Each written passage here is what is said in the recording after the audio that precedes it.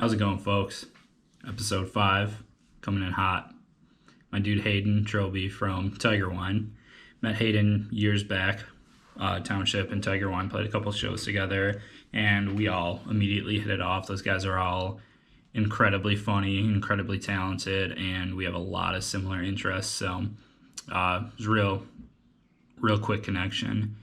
Hayden and I talked for quite a while last night about all sorts of topics, the usual starting music, creative process guitars, and our deep love for Oh Brother. So a lot of nods to them in this episode. So yeah, we'll get right into it.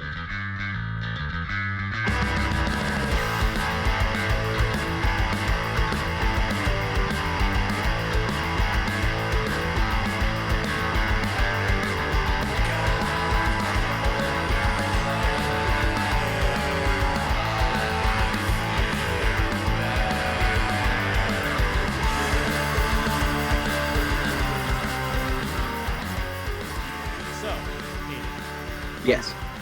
Dude, I'm awesome. Let's we kind of, you already brought up who you are, who you play with, Tigerwine. Let's talk about the early days of Mr. Hayden. Yeah, sure. You when did you start playing music? I come from a family of unreal musicians. My dad is like an incredible guitar player. He plays a lot of acoustic and a lot of like singer-songwriting stuff. As far back as I can remember, he was always writing songs. And my grandpa, he can't anymore, he's arthritic, but and as my dad tells me as well, he was one of the greatest rhythm guitar players I've ever seen. Nice. And and like I have a great uncle who is a like unreal fiddle player. I've got my grandma is like an incredible singer, and like all of my relatives we're all in like those 1,000-song encyclopedia in your brain, cover bands or like bar bands that would go around and any request you could think of, they could play it and stuff. And that always blew my mind. That wrecks me. I have a crazy time learning 5 songs for a tour. And like, it's insane. And so like, ever since I can remember, there was always just a big circle of people jamming and singing and doing crazy stuff. And my grandparents own a bar in Johnstown, Nebraska. And that kind of ends up being the hub for all the family to go jam and go do stuff like that. So my family always kind of, I guess, as silly and like cliche as it sounds, like kind of communicated through music as long as I can remember it. Yeah. So, so like when I was 9 or so, my dad bought me a 3/4 size guitar, and so that was it. I was just like hooked immediately. But that's awesome. Did you show interest in that, or is it something that he was like, right? Well, so he had tried before that, and I don't know what it was, but we were living in, this is a humble brag, but we were living in Sydney, Australia at the time. Because he was going to school there, he was doing like this. My family like is super. I come from like a super pastor's kid background. My dad has been like a pastor or like a worship leader as long as I can remember. Mm-hmm. And since before I was born. And so we all were in Sydney, Australia, and he was studying that kind of thing and getting educated that way. And so we were in a flea market in Sydney, and I saw this little guitar that was like, that's as big as for me, And so I like I sat there and stared at it forever. And when we were leaving, I like looked at it and I was like, man, that'd be so cool to have something like that. And my dad ended up surprising me and like going back and getting it and stuff, and like doing this whole awesome like super dad thing. And and I've still got it. It's a crazy little thing. It's just this little like off-brand like single cutaway little like Taylor rip-off kind of thing. But yeah, for sure. But well, it's awesome you still got that, because now you got somebody to pass it down to. Absolutely. Yeah, there was a time where we talked about selling it because we're like, I don't know if I'll use it, and I'm so glad we never did. But yeah, it's been all over it's been halfway across the world. That's awesome, man. Yeah. So did you guys leave Australia then? I was 11 years old when we came back to the Springs. It was crazy. My dad was a stockbroker as well when I was young. And so like he did, I don't know why this is, but apparently stock guys get moved around a lot. And so when I was young, we moved once every year or two. And it was mostly all around Nebraska, which is where, me and my whole family are all from Nebraska. And so every couple of years we were the new kids at school. And I think I always say that, like, I think that's why I love touring so much, is I love being the new guy. I love being in a new place, and, but yeah, so we moved and moved and moved and moved and moved. And then we moved to Australia, and then we were there for 2 years, give or take. And then we came back and moved to the Springs, and we've been in the Springs ever since. And that's the longest I had ever been anywhere. Yeah, it was crazy. So I was 11 and I came back and went straight into 6th grade, and here I am. You'd already seen more of the world than most people have, like, at our age now. Yeah. That's awesome. Yeah, absolutely. That's such an awesome thing that I definitely didn't appreciate at the time, and I totally do now. So growing up, what kind of tunes were on at the house? Like, what did you oh into? Man. Yeah, I think so my parents were huge arena rock fans. Like, when they met and they had first started dating, it was all about Journey and REO Speedwagon. And I know my dad had an old Styx record in like Boston and Kansas and Chicago and all those things as well. Yeah. And so, like, my first memories of music is like big, huge, ripping, like Les Paul bridge pickup stuff. And those kinds of, like, back when recording was first kind of starting to get to be like really, really good, as far as the time. And like, I think it definitely contributes to the way that I kind of see music, and like the, I guess, quote unquote composition of music now, is that I'm always looking to try and like get to the big part. Like there's times where I'm like, okay, let's get through this, buildy part or whatever, so we can get to the big, like, smash your face part. And I think that totally has a ton to do with the kind of music that was like the house cleaning music growing up, like all of that, huge sounding snares, huge guitars, like big old, like belted vocals and stuff. But yeah, that was like always what was on in my house for sure. But yeah. I can absolutely see like the influence from that on y'all's music. For Badass. Sure. Like, it's subtle. I mean, there's not like any reverse snare hits, which I would love if there were. But yeah, for sure.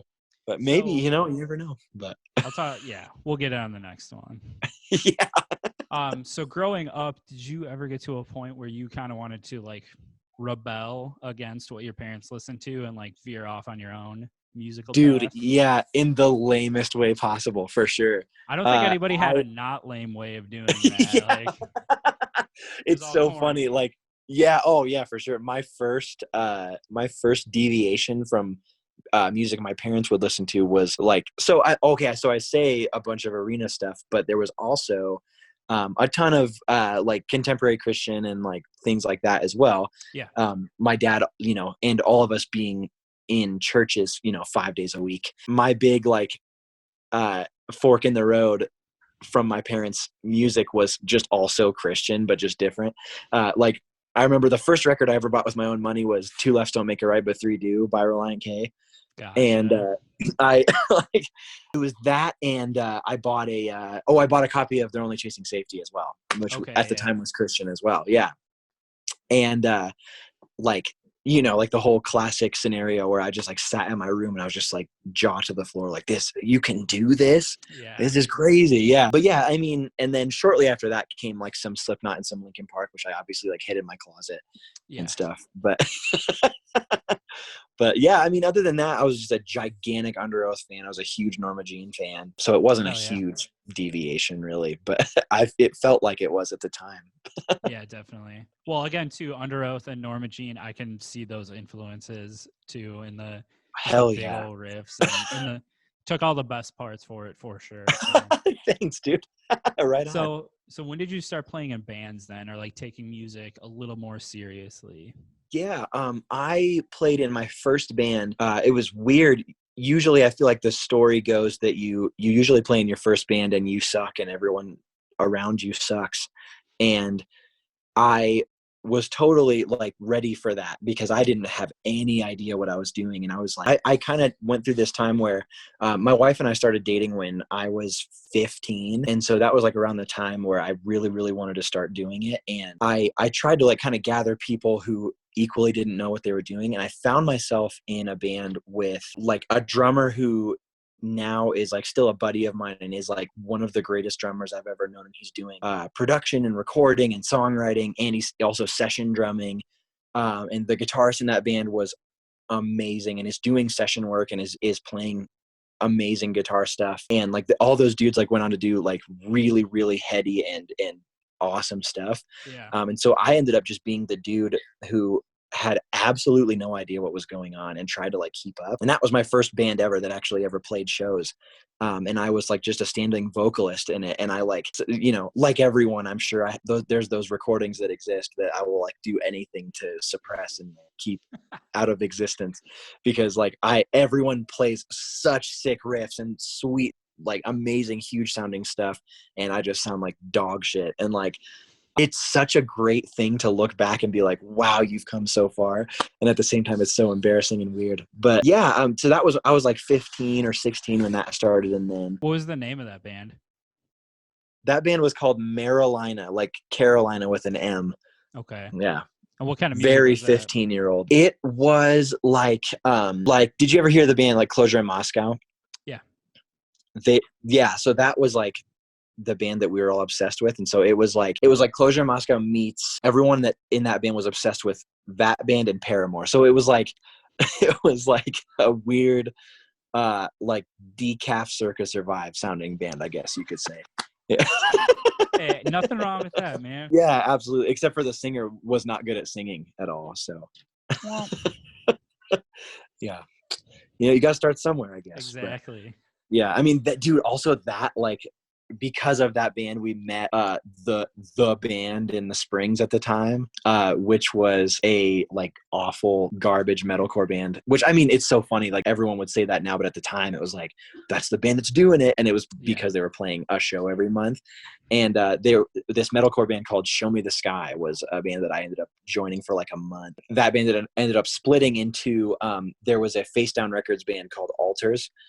For the longest time, and they were, you know, the half of that band, and then the other half was a band that I was in that was just garbage, like Rise Records worship metalcore, and yeah, and that Everybody's got that phase, though. Oh yeah, it's rough. I had like this like Johnny Craig mullet. I mean, I thought I was Johnny Craig, and I was not at all. Gosh, and what even happened after that? Yeah, I mean, that's like pretty close to the whole trajectory that kept on going to now, because like that awful metalcore band ended, and I kind of ended up doing this like you know, Come and Live Records, like that was like a huge deal, you know, in the late aughts and the early 2010s, was like Ascend the Hill and like the like Ember Days and stuff like that. I joined a band that was like just wanting to ride the coattails of that. Yeah. And then that band was me, Steve, and Sean, who are now, you know, our band. And so it basically was a member left, and we started this. So it hasn't been a ton of bands. So nice. it's hard to hide much in the mystery. That's all right. It's kind of just all out there. So then what year did Tigerwine start? We started in late 2012. Okay. Yeah. So we kind of basically we were in this 4-piece band, and it was me, Steve, and Sean, and then another guy who was kind of the mastermind of the band, and he ended up wanting to call it quits. And so our response was, we're like, okay, cool. So we'll just kind of keep going like this. So Steve, who, for those that don't know, plays guitar in our band now, he played drums originally in our band. And so when we met Shane and like hit it off with Shane immediately, we kind of asked him if he wanted to play in our band, because Steve is really a guitarist who, you know, was playing drums at the time and is a great drummer. But and then so once he stepped into playing guitar, he literally like became the mastermind of our band. He writes like almost everything instrumentally, and I kind of do vocal stuff and like a guitar part here or there. But Steve is really the crux of like the composition of our stuff now, which is like best decision we ever made. You know, adding Shane, because he's hilarious, he's an awesome dude, and he's like an unbelievably like badass drummer. So yeah, that is for sure. I definitely want to get him on here too, and Steve and Sean, like get the whole gang, just because you know, as far as drum parts go, like in this style of music, like what Shane's doing is like you hear it.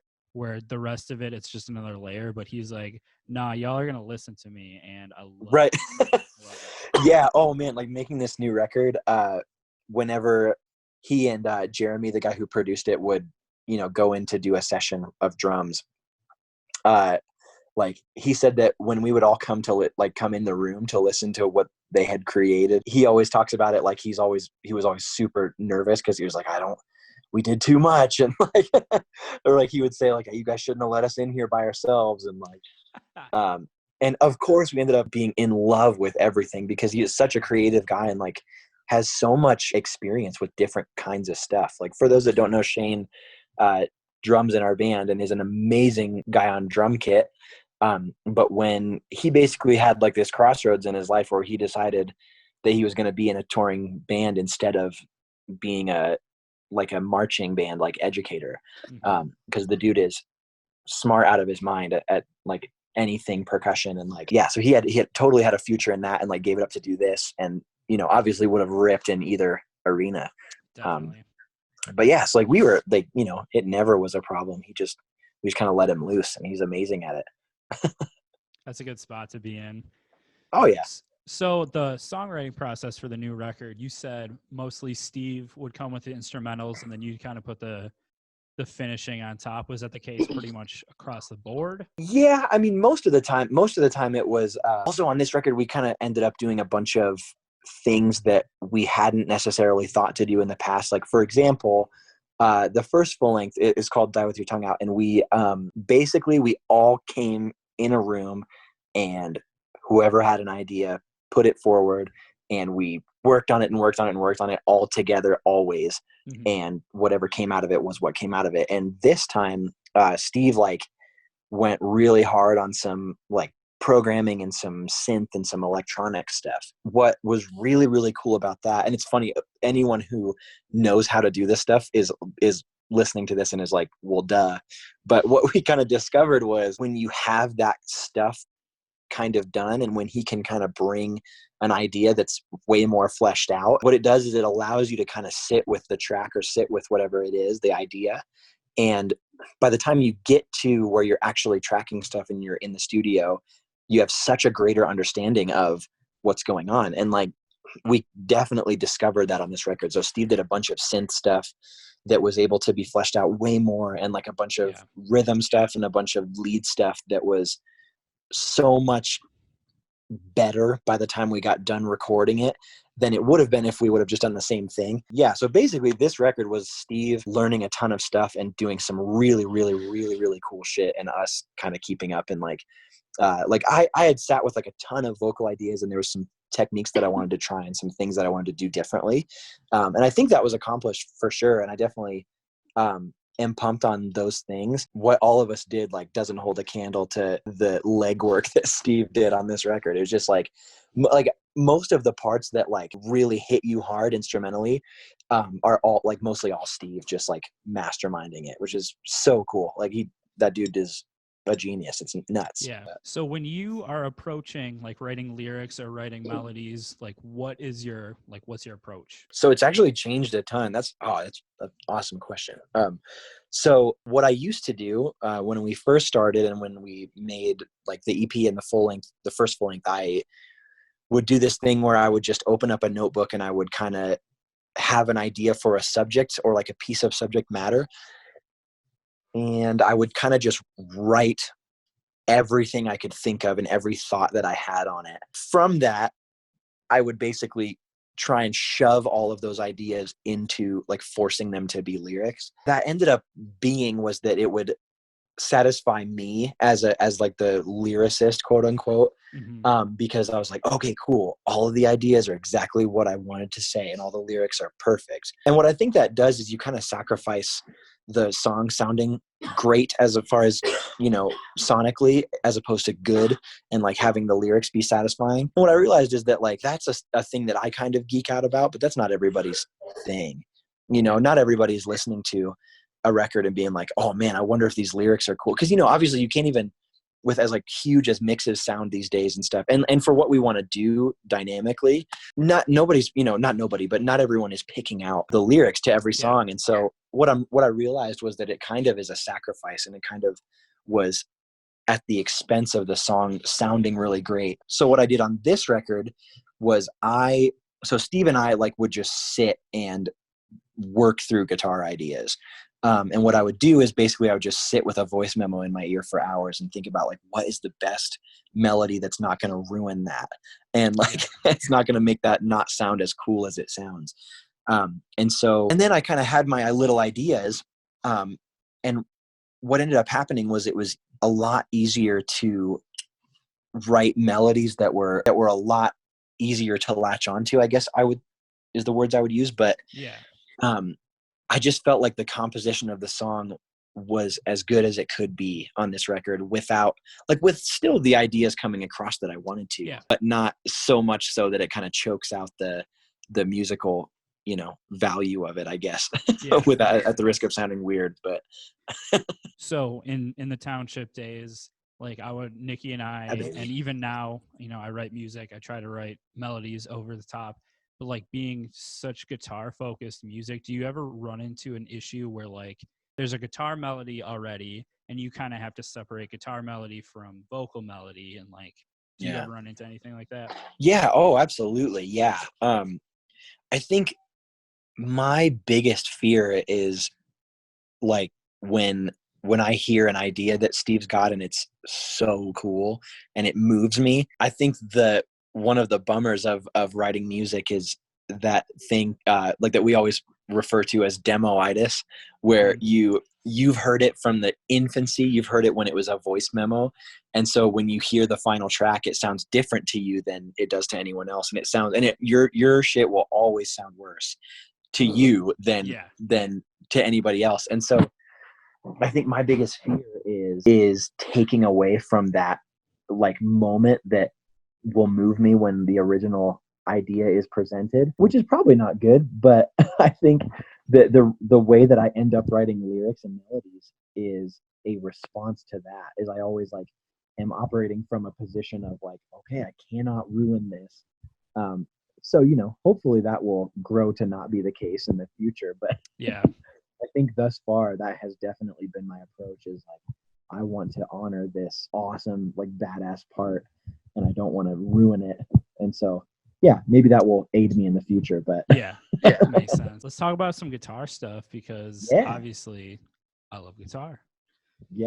So this is gonna try to pronounce it. I don't want to butcher it, but the company it's Balaguer. Yep. Balaguer. It might be Balaguer. I think it's Balaguer because they're East Coast. So how did that come to be?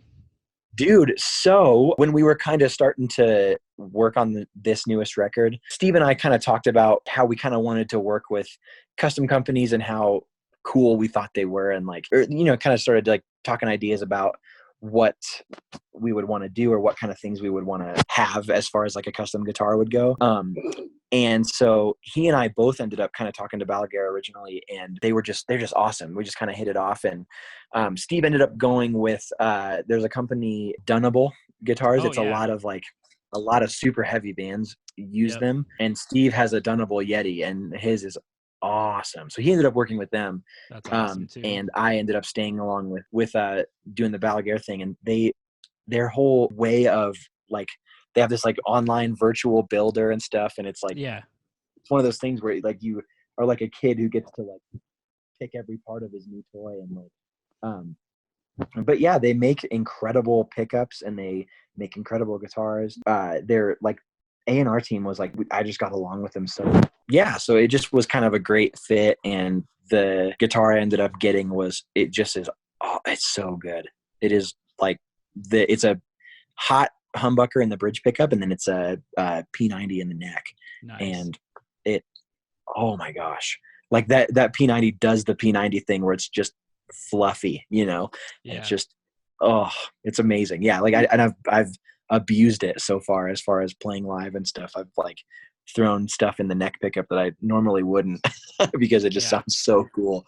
I love that combination. Is that a standard scale or is that a baritone? It is a standard scale. I'm working on trying to get a baritone at some point. Maybe never, maybe years in the future, maybe soon. But Yeah, because they make either a 27 or 28-inch scale, That's awesome. and whew, that would be awesome.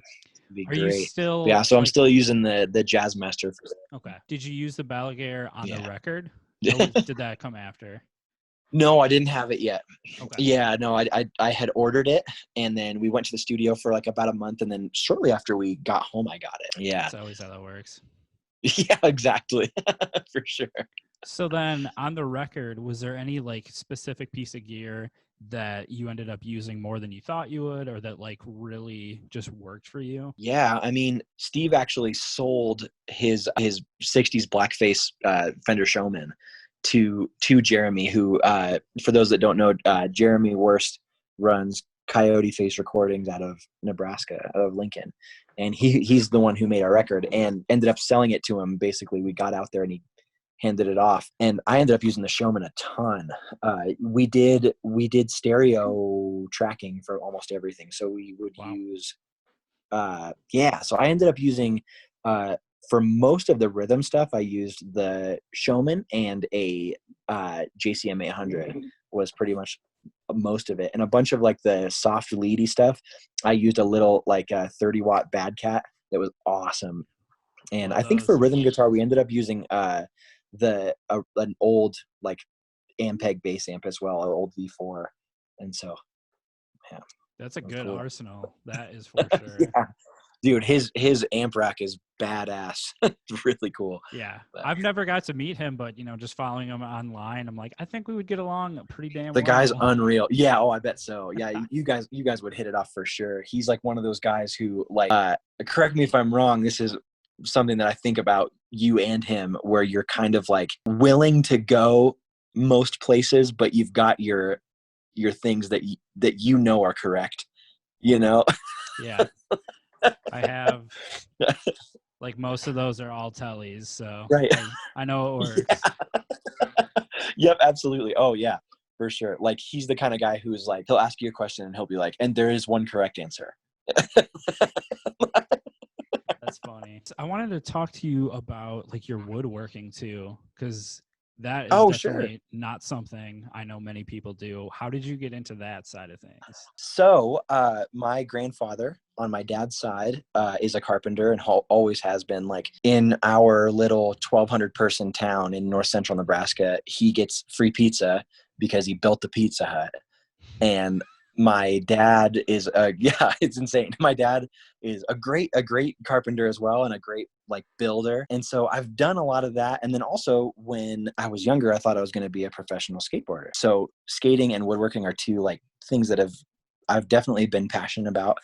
And as I'm sure you know, when you start to tour, you kind of start to get into this headspace where you're like, I really would love to not have to go back to my silly job when I get back.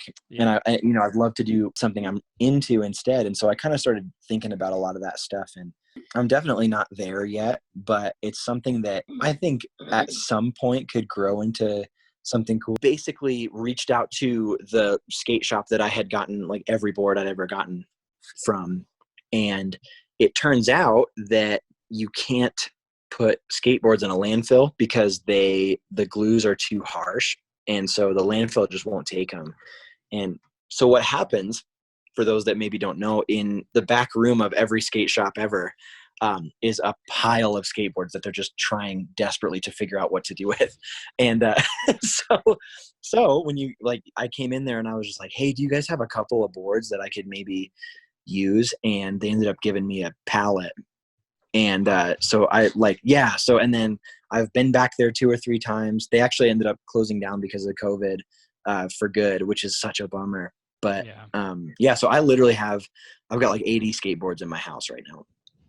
And so that's what I'm doing. I'm making earrings and I'm making jewelry and stuff like that. And also the thing I'm really into right now is I've been doing a lot of like metallurgy and knife making that I've just gone down the YouTube rabbit hole super hard. So like right now I'm working on like a couple of like this, there's like this little like camp knife with like the skateboard plies and like some softwood as well. And awesome. And this will be like a fishing knife, this little guy, but kind of fun looking, little dimples and stuff. Yeah, it's unique. I mean, Yeah. The colors and like crazy stuff going on is really, really cool. And it also an awesome way to kind of like harken back to like the whole skate community and stuff, which I'm like super pumped on and I love. So yeah. definitely. Are you gonna try to build a guitar out of some boards at some point? Dude, oh man, that would be crazy, huh? That'd be nuts. It'd be a lot. I don't even know how to make a guitar out of regular stuff. That would I'm be sure cool. YouTube could help you with that too, though. Absolutely, yeah, true. Yeah, yeah. See, that's the other thing too. Like YouTube is college now. Like I literally didn't know anything about knife making or anything, and now I kind of, at least a little bit, making money doing it. And so, well, where can folks find? right now, I had an Etsy store up, but I had the coolest dilemma ever happen where I had so many commissions that I took it down because I couldn't keep up with it. So like basically my Instagram is where you can DM me or whatever. And we can do anything. Like I made a key fob for someone out of skateboards is badass. We've done, like right now I'm working on a set of 5 little Skinner knives for a wedding party. Like we're doing all kinds of fun stuff. Like around the holidays more, but anytime I'm down, like I do portraits of like dogs and cars and stuff with skateboards and stuff that are really fun. That's awesome. But yeah, like and I'm like, I just talked to somebody today about doing like replacing some of his interior in his car with skateboard plies and like, so down for whatever, pumped on it. That's so cool. I love finding out like musicians, other hobbies, or like other artistic endeavors, because and you think everyone's like just music and like that's it. But yeah, for sure. So much more. Dude, I think that's because guys who have the capacity to tour in bands have this thing where they're very, very obsession based, play guitar, especially guitarists in bands. They are the kids who in school, they just found this like random like Telecaster thread and then were addicted and never got unaddicted to it. And like, I think those guys go through these phases in their lives where they're just like obsessed with something for a few months and obsessed with another thing for a few months. That's why guys are like diehard fans of 2 bands, their whole life, and that you cannot shake them. And that's just the gospel. And I love that. I love doing the whole, like, talking shit to buddies about how, that band sucks, or no, this band sucks, or no, this band's awesome, or no, there should only be 4 bands ever. And like, that stuff is awesome. And I think it like gives way to really cool stuff. Like, I don't know if you know Matt from KublaiKhan does like a bunch of really, really cool knife making stuff. Like he actually like literally starts with nothing and forges stuff. Like that guy is amazing. And I know like a bunch of my friends do like guitar setups, or like people do woodworking, or people do all kinds of really, really cool stuff. And like, yeah, it is like you said, it's really, really, really cool to get to see. And and like design stuff too. A ton of our friends do amazing design work. But yeah, like that stuff is super cool to see, because it's awesome to see your friends put out records and tour and stuff. But it's even cooler to see like a different side of those people where you're just like, that is insane. A lot of it's really unexpected too. I feel like a ton of dudes do stuff where I'm like, I would have never thought you would be into that. But yeah. Well, I think it helps to go from like tour friends to like legitimate friends. Like it breaks down that wall. Which true. Is awesome. Oh yeah. No, we always say we got into touring just to make friends, like as an excuse to be buds with people. 100%. Like, yeah. Yeah. So you said how there should only be 4 bands. If you had to pick those 4 bands, who are they? Color Revolt for sure. Okay, the best band to ever do it. Pedro the Lion. Okay. Linkin Park. And why can't I think of one? My wife said Spice Girls. Because those 3 are very like attempts to be cool guy answers, and there's got to be one that's like Hank Williams. Ooh, Senior and his orchestra. Yeah, Senior. Yes, definitely Senior. That's the right answer. Yeah. I can accept those 4. There you go. I'd be okay. Could say Nirvana for all the influence that every band that exists now is because of Nirvana for sure. But that is true. Anything new you've been listening to? recently? Dude, the new Oh Brother, it has been my like heavy rotation. That's like, if you, I know you've talked to Steve as well. Like that is we always have maintained that's the Yeah. best current band ever. I only asked you that because I knew you were gonna say that, and I just wanted to talk to somebody about it, about that album. So, dude, yeah, that record rules. The new Gleamer record rules. mm-hmm. Who else put music out? I mean, there is a semi-new Pedro record that is awesome. I'm just like so pumped on everything David Bazan does. There's also the singer of Color Revolt has El Obo, like his solo project is awesome, really really cool. This has been a cool year already for releases, I think. Straight up between like Y'all's record, Oh Brother, and Gleamer, like just all that kind of mood is exactly what I want to listen to all the time. So dude, yeah, I've definitely been finding myself in like a couple of things, and I'm not able to like kind of break free from those things. Like I also have been listening to Cheer by Drug Church a ton, and I know that's a year or two old already, but for some reason that's a band I didn't really look into, and I ended up seeing them. We ended up getting to go to a Thrice show in Denver recently, and they were the opener on that tour, and I was just like, well, because there you go, Holy Fawn was another one that I should say. But we went to go see Holy Fawn. They ended up breaking down and just barely missing the show, and so like we ended up getting to buy merch from them, and that was it. but it was made worth it by Drug Church just ripping. They're awesome. But yeah, they completely like I was telling Steve, it was a long time since I saw a band that I didn't have any idea about that like genuinely impressed me, as like elitist and dickish as that sounds. But like that's just how I think, man. I also like happened to think that there was like in like the early 2010s, like I feel like 2012 was a year where I just couldn't keep up with all the incredible records that were coming out. Like those old like glory days of like No Sleep and Run for Cover and stuff like that. God, and like the old Side One Dummy days and stuff. I don't know. And also I'm getting older, so obviously I'm going to start to feel that way. But like we were talking about how Daylight, who became Super Heaven, like we watched them with Oh Brother, had no idea who they were, weren't familiar with them at all. We went to see Native and Oh Brother, and like Daylight like blew our heads off, and I remember being like, that is insane. Like them, and I remember we went to see La Dispute and saw Moving Mountains and didn't know anything about Moving Mountains. It just blew my eyelids off. And so Drug Church was like the first time in a really long time that like I saw a band that I had no idea about, that I was like, this is sick. This is really cool. Yeah. Dude, Moving Mountains, I was so late to the party on too, but like really incredible. And like anytime a band, like what you mentioned, seeing a band that just blew you away. I saw Oh Brother with Circus Survive, Balancing Composure, and Touche.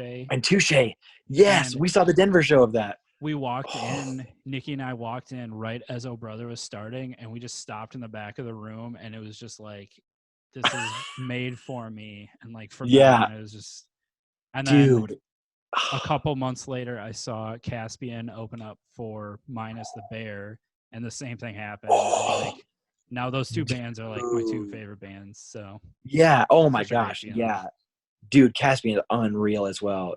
Like every Oh Brother show I've ever seen has been like, I don't believe this is so good. Like, because that tour, I think they opened up with that song Low. Or not Low, Lay Down, rather. Down. Yep. Yeah. Oh, I remember that being my favorite song on Garden Window. And my brother and I had this like bitchin' ass balcony spot. We were just overlooking and just like so perfect as far as like the sound went. And I remember just looking at him and just being like, this is awesome. This is perfect. It was so sick. Yeah, Hayden, dude. I appreciate you coming on and chatting. Dude, thank you. No one knows this, but I was so hard to get a hold of, and I appreciate you being patient with me, dude. You're awesome. It was like a couple days. It was nothing. It was fine. Like I said, I'm gonna try to get the rest of your band on eventually, because y'all are always fun to talk to. So where can people find the new record? The new record is out via Tooth and Nail Records. It is on Spotify, Apple, Google, Amazon, pretty much anywhere, I think, as far as like big streaming services go, we're on it. We've got a music video on YouTube right now. We've got a music video coming. We've got a live stream tomorrow. I don't know if this will be out, but it probably will still be on the internet. When we got a live stream with The Black Sheep, which is at a venue here in the Springs, that's going to be out on Twitch, and will probably be posted another place. But if you check our Facebook or Instagram or whatever, it'll be on there. But yeah, trying to do as much as possible in a time that is not for touring bands. Not at all. Well, Yeah. as soon as you guys tour again, I can't wait to catch you and hang out in person. And Yeah, baby. Let's drink beers. Cheers. Sure. Hell yeah. I love you, dog. I'll see you later. Take care.